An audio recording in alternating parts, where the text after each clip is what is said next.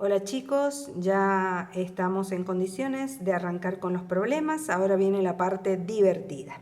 Bien, nos vamos a encontrar con dos tipos de problemas. Ahora vamos a ver la primera.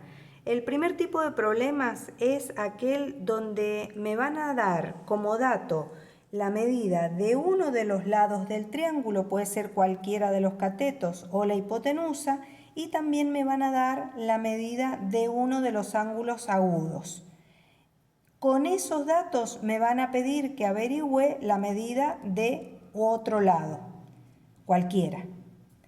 Entonces, tenemos en la página 9 un problemita resuelto, el problemita modelo, que dice que queremos averiguar la medida, la altura de una torre que proyecta una sombra de 87 metros cuando el rayo de luz forma un ángulo de elevación de 75 grados. Entonces, esto es fundamental. ¿Cómo arrancamos? ¿Cómo empezamos a resolver el problema? Lo primero que tenemos que hacer es pararnos en el ángulo donde tengo el dato, donde tenemos el dato. En este caso tenemos el ángulo de elevación. Y me hago dos preguntas. ¿Qué conozco de ese ángulo? En este caso conocemos el cateto adyacente.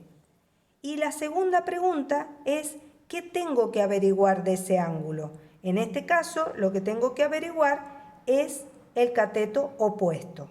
Con eso que acabo de responder a esas dos preguntas, es que yo voy a decidir si voy a usar el seno, el coseno o la tangente.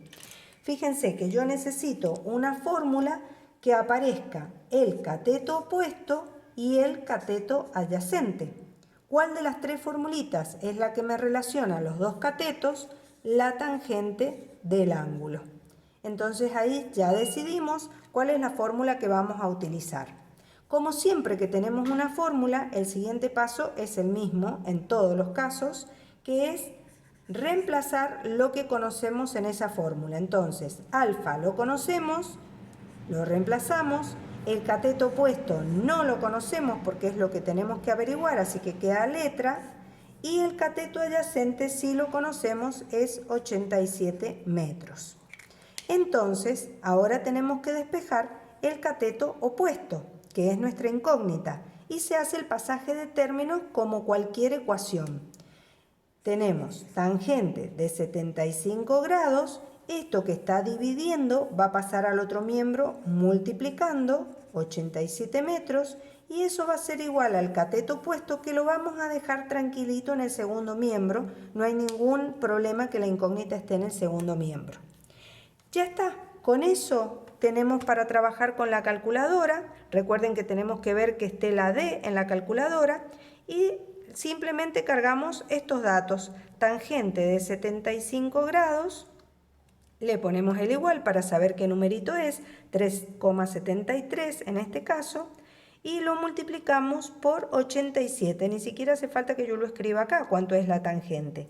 Y escribimos el resultado, 324,68 metros. Eso es lo que mide el cateto opuesto, o sea, es la altura de la torre que teníamos que averiguar.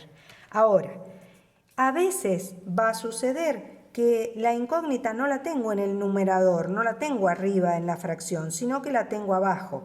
Y entonces ahí, ¿cómo voy a hacer? Supongamos que yo tengo que la tangente de 75 grados es igual a 50 metros y la incógnita la tengo acá en el cateto adyacente. Entonces voy a hacer un caminito un poquito más largo, un pasito más va a tener que el anterior. ¿Qué voy a hacer? No la puedo despejar directamente de acá, entonces lo que voy a hacer es pasar el cateto adyacente multiplicando al primer miembro.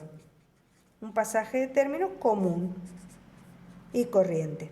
Y acá me queda igual a 50 metros. Pero ahora yo quiero despejar el cateto adyacente, yo quiero que me quede solita la incógnita. Entonces, ¿qué tenemos que hacer? La tangente que está multiplicando la pasamos dividiendo. Y resolvemos ese cálculo. Con la calculadora hacemos 50 dividido la tangente de 75 grados y con eso resolvemos. 13,39 metros. No se olviden de poner la unidad de medida al resultado. Si esto es metro y esto no tiene ninguna unidad de medida, entonces el resultado me queda en metro. Acuérdense que estamos midiendo longitudes. La longitud de un lado va a ser en metro, en kilómetro, en centímetro, no va a ser en grados. Grados es cuando medimos ángulos.